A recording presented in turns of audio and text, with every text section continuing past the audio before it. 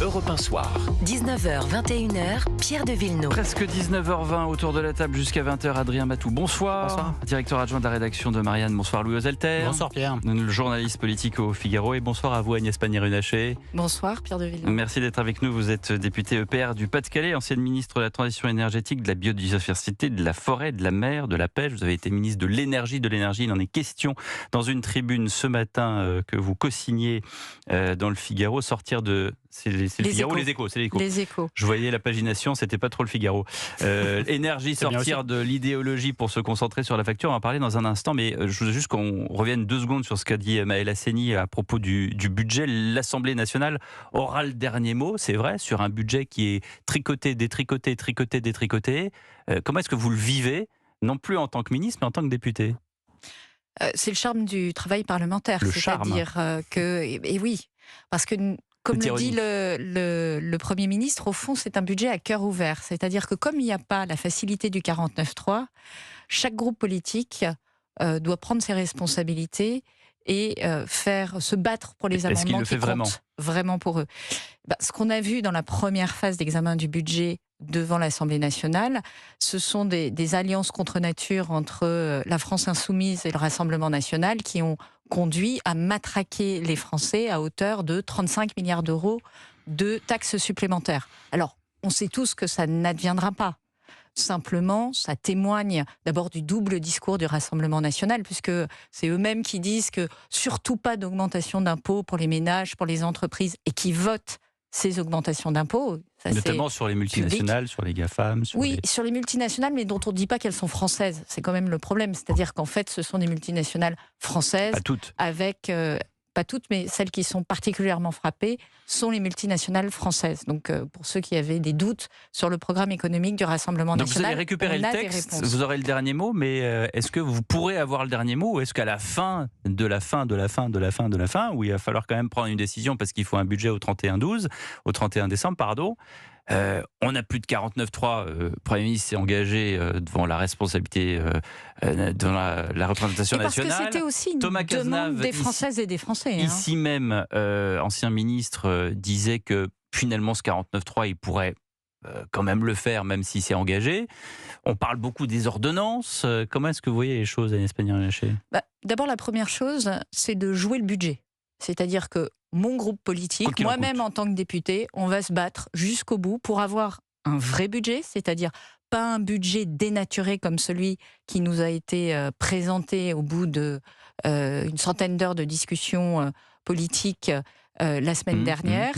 Mais on se battra pour avoir un budget. Parce que c'est ce qu'attendent les Français sur le terrain. Moi, je vous l'avais dit, je suis députée de la Rajoie. Les gens, quand je vais à leur rencontre, les Françaises et les Français, les entreprises, mouture, en fait. Ils ont besoin de visibilité, ils ont besoin d'avancer, ils veulent savoir combien de taxes, ils veulent savoir quels sont les dispositifs de soutien qui les accompagnent. Les collectivités locales veulent un budget, il faut un budget. Louis Ozelter. Mais est-ce qu'à terme, vous ne seriez pas favorable à utiliser quand même le 49.3 pour, quelque part, faire un budget de compromis et pour s'assurer qu'il passe et qu'il n'y ait pas qu'un seul député qui le vote, comme on l'a vu le week-end dernier en première lecture, utiliser quand même le 49.3. On commence même à l'entendre dans les rangs socialistes par la voix d'un François Hollande, par exemple. Est-ce que, finalement, cet outil dont Sébastien Lecornu s'est privé verbalement, parce qu'il n'écrit nulle part, il n'a signé nulle part un papier disant qu'il ne l'utiliserait pas. C'était un engagement vis-à-vis du PS.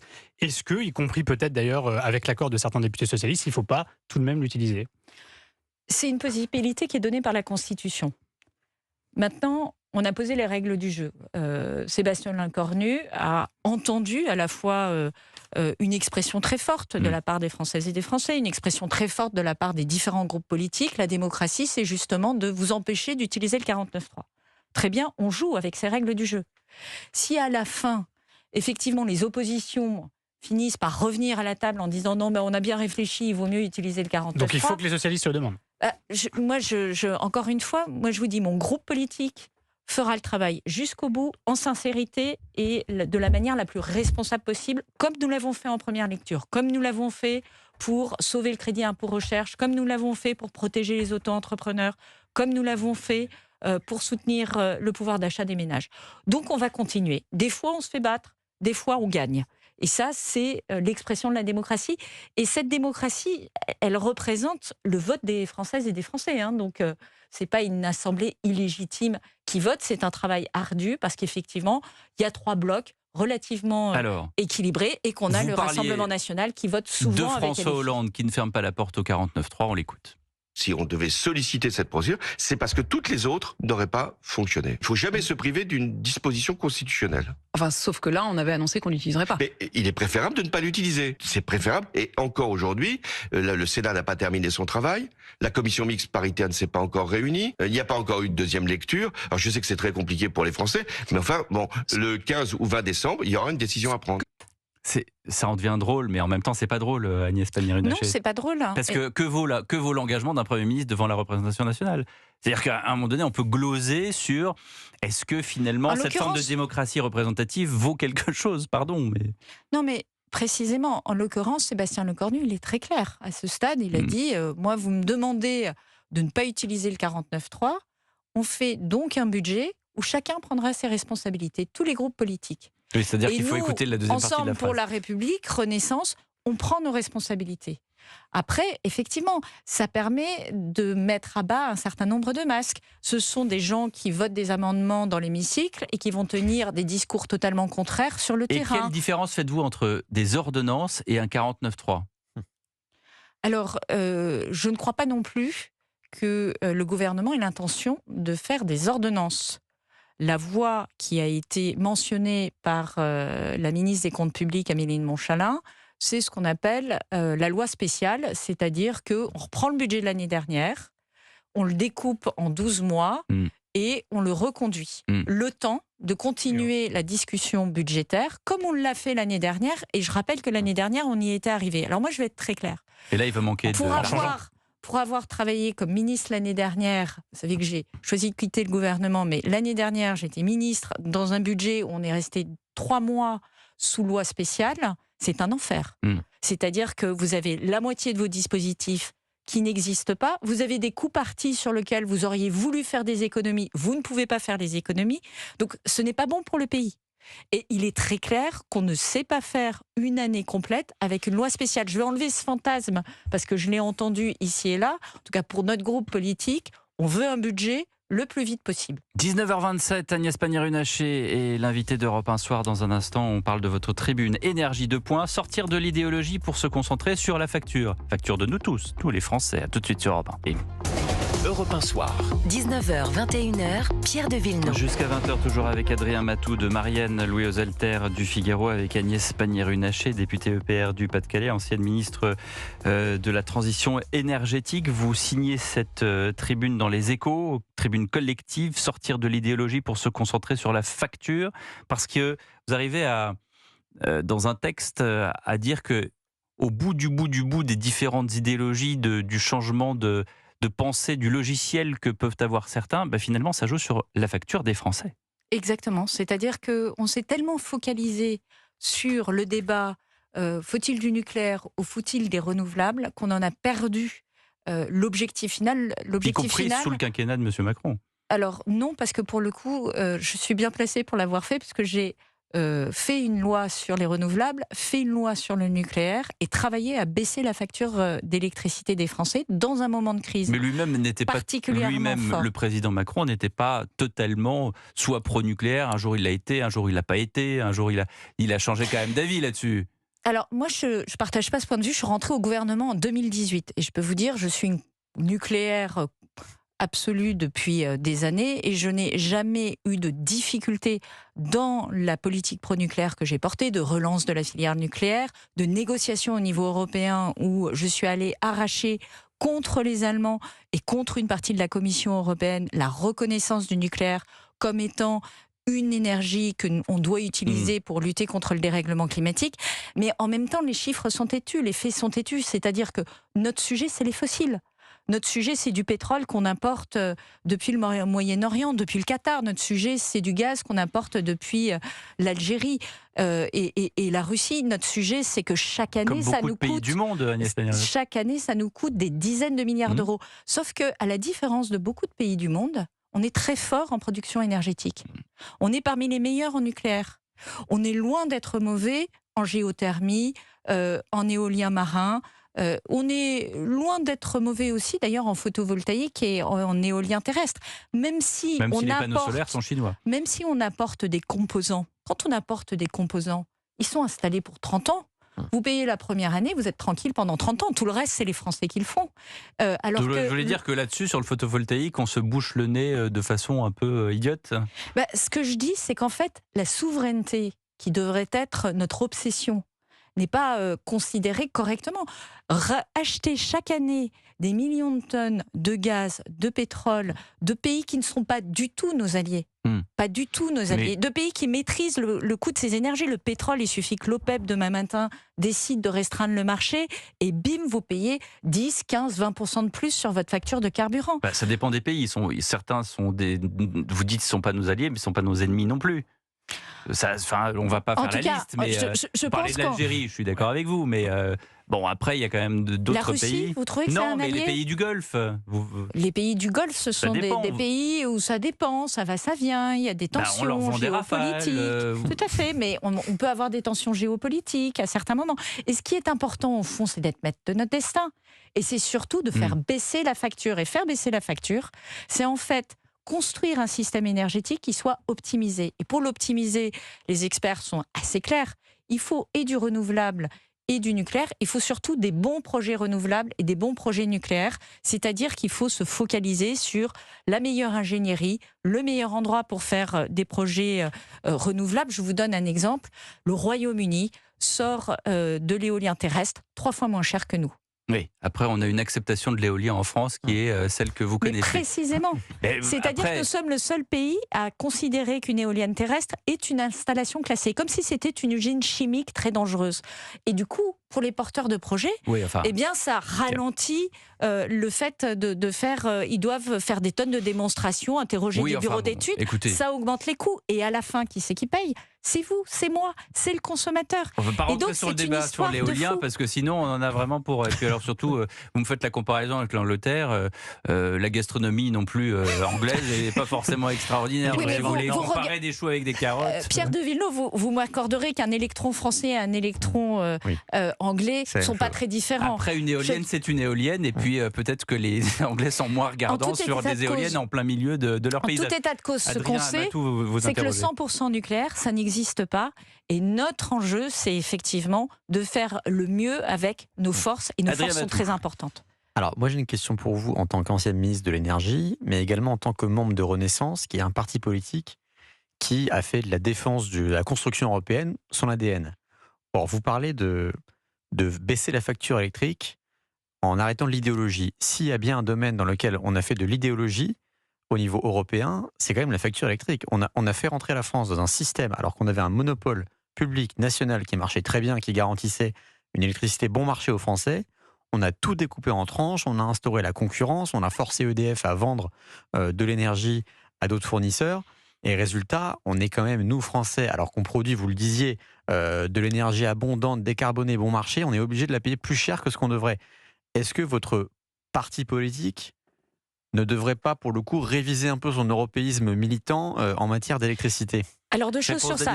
Sur Europe. D'abord, c'est pas tout à fait exact parce qu'aujourd'hui, le prix de fourniture de l'électricité, il est plutôt en dessous de 60 €, c'est-à-dire le prix qu'on aurait si on avait toujours ce pseudo-avantage du nucléaire. C'était pas le cas en plein cœur de la crise inflationniste. Et c'était pas le cas en plein cœur de la crise. Et vous avez raison de le mentionner parce que justement, en plein cœur de la crise, on a dû importer massivement de l'électricité d'autres pays. Et si on ne l'avait pas fait, si on était resté sur notre force française, notre atout français, on aurait été en rupture de fourniture d'électricité. Donc vous voyez bien que vous touchez deux sujets que nous apporte l'Europe. Vous touchez deux sujets que nous apporte l'Europe. Le premier, c'est qu'en fait aujourd'hui, c'est plutôt plus compétitif. Et le deuxième, c'est que c'est une sécurité d'approvisionnement. Maintenant, on n'est pas resté les deux pieds dans le même sabot. Je l'ai indiqué tout à l'heure, précisément. Moi, je considère qu'on est plus fort à 450 millions de citoyens européens qu'à 68 millions de citoyens français. Mais je suis la ministre qui s'est battue contre la Commission européenne, contre les Allemands. C'est-à-dire que nous, Français, il nous appartient aussi de faire entendre notre agenda, de justement revenir sur cette idéologie. Vous savez comme moi que la loi climat qui vient d'être approuvée il y a quelques semaines, mais dans le marbre, la reconnaissance de la neutralité technologique, c'est-à-dire du fait que le nucléaire est une énergie pleinement reconnue au niveau européen. Objectivement, avant Macron, ça n'existait pas. C'était même inenvisageable. Donc l'Europe, c'est aussi celle qu'on fait, c'est celle pour laquelle on se bat et c'est celle qu'on modifie. Moi, je n'ai pas une admiration échevelée pour la Commission. Je suis là pour travailler avec la Commission et pour faire en sorte qu'elle bouge sur ses lignes et que, avec les 26 autres pays États membres, on fasse le meilleur pour la France et pour l'Europe. En cherchant encore les admirateurs de la Commission européenne, on sera d'accord. Moi, je voulais revenir sur ce que disait Pierre sur les revirements d'Emmanuel Macron. Quand même, en 2017, il y avait un objectif de rabaisser la part du nucléaire à 50% de la production énergétique. Je rappelle que Nicolas Hulot était au gouvernement, pas pour très longtemps, mais il y était quand même. Il était question de fermer 12 réacteurs nucléaires et la fermeture de Fessenheim a été avalisée. Avant le fameux revirement de 2022, où cette fois, il est question de produire 6 nouveaux réacteurs EPR2. Bon, malheureusement, on ne les verra pas avant l'horizon 2040 parce que ça prend du temps, mais quand même, est-ce qu'il n'y a pas eu 5 ans de perdus au cours du premier quinquennat d'Emmanuel Macron sur ce sujet-là ? Le premier discours sur la relance du nucléaire, il date de 2018. La signature du contrat stratégique de filière du nucléaire, c'est 2019. En 2020, dans le plan de relance, il y a 5 secteurs stratégiques qui sont choisis pour la réindustrialisation. Le nucléaire figure parmi ces 5 secteurs. En 2021, vous avez une relance dans le plan France 2030 de toute notre innovation en matière de nucléaire avec des financements très soutenus, notamment sur la question de la fermeture du cycle. Donc vous voyez là aussi, donc dès le début de sa présidence, Emmanuel Macron a constaté 2018, ça coïncide assez bien avec la démission de Nicolas Hulot. Et votre entrée au gouvernement. Effectivement, et mon entrée au gouvernement, mais je n'étais pas la seule à rentrer à ce moment-là. Et effectivement, à partir de 2018, les choses ont été particulièrement claires. Il y a une chose dont on n'a pas parlé, et il nous reste peu de temps, il nous reste moins d'1 minute, mais c'est l'usage. C'est-à-dire que vous dites l'idéologie, la facture, tout ça, c'est entendable. C'est l'électrification des usages, tout à fait. C'est l'électrification des usages. Et aujourd'hui, il y a encore beaucoup de gens qui ne sont pas prêts. Alors certes, on était, je crois, on a commencé à 1, puis à 2% de véhicules électriques.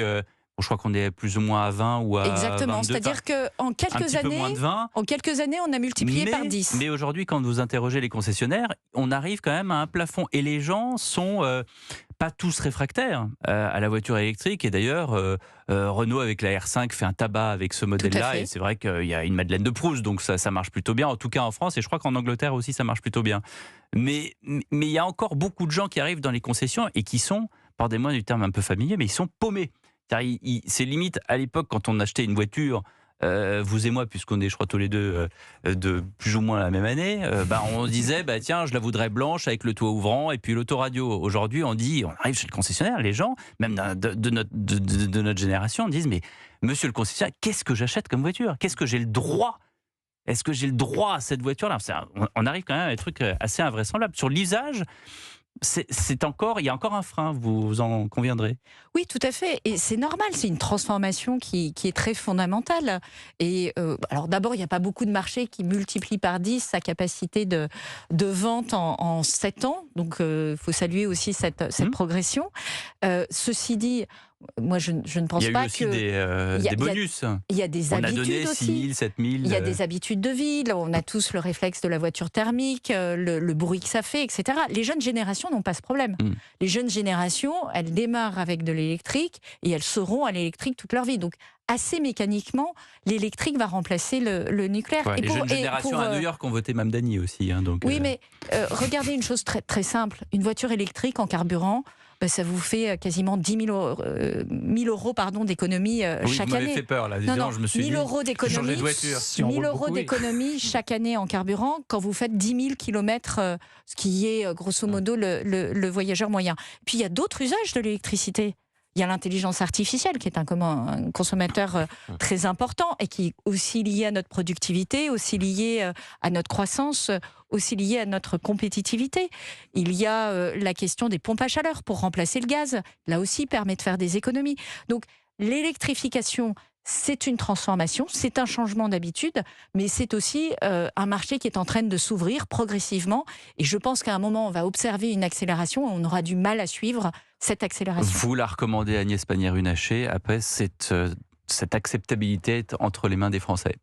Oui, mais c'est pour ça que je vous dis que quand on multiplie par 10 un marché, c'est quand même un signal assez fort de l'implantation de nouveaux usages dans la population française. C'est bien vendu, comme on dit. Merci beaucoup, Madame la députée Agnès Pannier.